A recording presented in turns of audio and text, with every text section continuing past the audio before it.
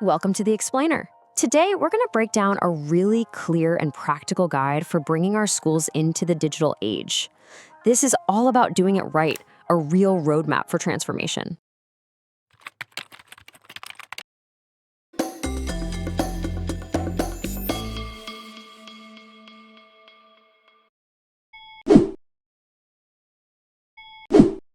So let's just start with a moment I think we all remember pretty vividly, that sudden, massive shift to remote learning. It felt like almost overnight. The COVID-19 pandemic just flipped a switch and classrooms everywhere went virtual. It was a scramble, for sure, and a huge learning curve for everyone. But here's the thing, that emergency response was really just the warm-up act. I mean, yeah, it showed us how important technology is, but that wasn't the whole picture. The real, intentional, and much bigger change is what this guide calls digital transformation. So, what are we really talking about here? This isn't just about swapping out textbooks for tablets. No way. Digital transformation is about fundamentally changing how a school or a whole district operates and delivers value to its students. It's a complete rethink from the ground up. Okay, let's get right into it. Why is this so critical right now? What's making this conversation feel more urgent than it ever has before? Well, the source highlights 5 really big drivers. For one, it increases access, so learning can literally happen anywhere. It also allows for personalized learning that's tailored to exactly what each student needs. It improves efficiency, which frees up our teachers' incredibly valuable time. And maybe most importantly, it helps promote equity and inclusion for every single student. Now, I know this might sound like a huge, maybe even overwhelming undertaking. And you know what? It is. But the good news is there's a clear, practical roadmap for any school to follow. This isn't about guesswork, it's about having a solid plan. And check this out. This image lays out the entire process perfectly. We're gonna walk through this step by step. Think of it as the foundation for the whole shebang.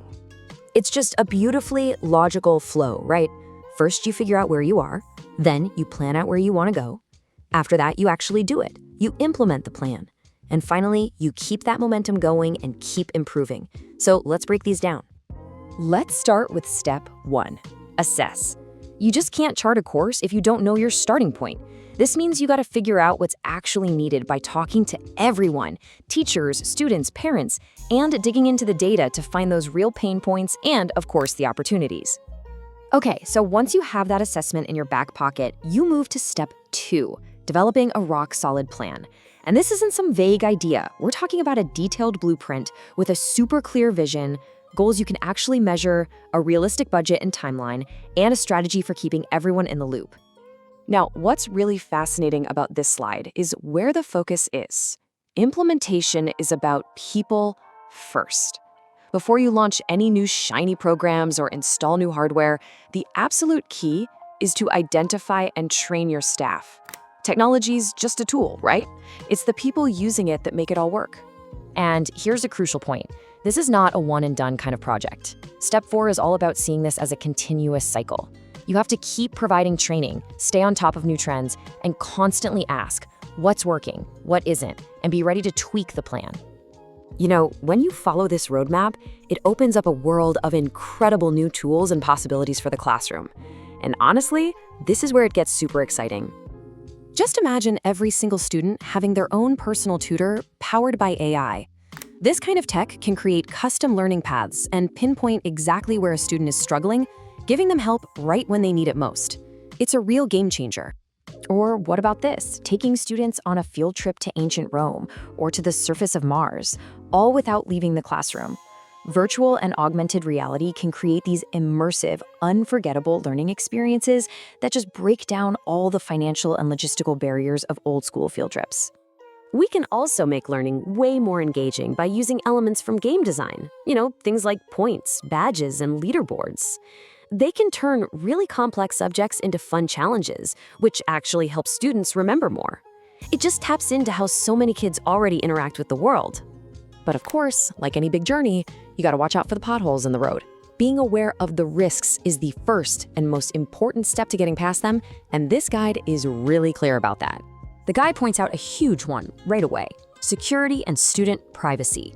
As schools go digital, they unfortunately become targets. So what's the solution? You've got to be proactive. That means strong data policies, constant security training for everybody, and using encryption to lock down sensitive info. Another major concern is the digital divide.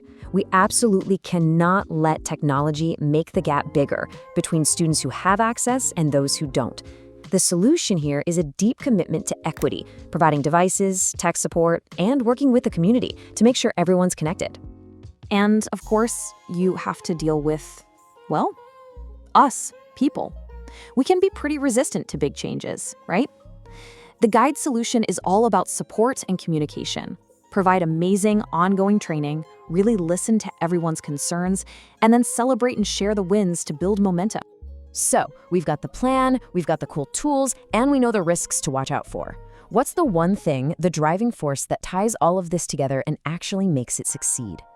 Well, according to the source, it all comes down to leadership. Period. This isn't just some IT project you can hand off. It's a fundamental shift in culture, and that has to be driven from the very top.